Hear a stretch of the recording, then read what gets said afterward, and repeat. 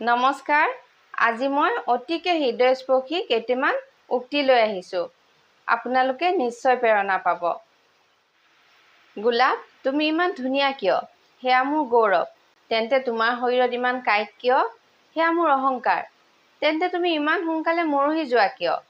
কাৰণ অহংকাৰ পতনৰ মূল। নীৰৱ হৈ নিজৰ কাম কৰি যাওক। আপোনাৰ সফলতাই হুলস্থুল লগাই দিব।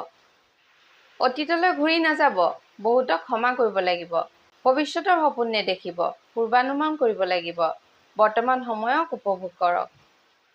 মানুহে কয় দুখ কষ্টই সকলোকে হতাশ কৰে, কিন্তু মই কওঁ দুখ কষ্টই মানুহক মনোবল দিয়ে, জীৱনটো জীয়াই থাকিবলৈ শিকায়।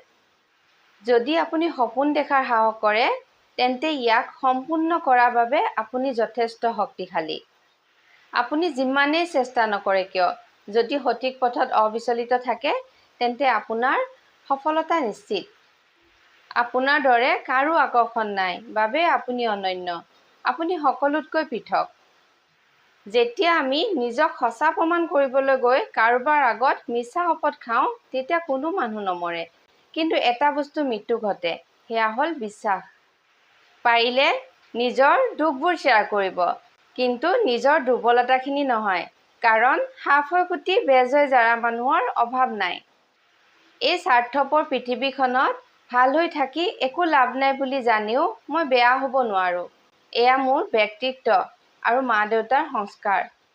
এই কথাখিনি ভাল লাগিলে ভিডিঅ'টো লাইক, শ্বেয়াৰ আৰু চেনেলটো ছাবস্ক্ৰাইব কৰি দিব। আজিলৈ আহিছোঁ। ধন্যবাদ।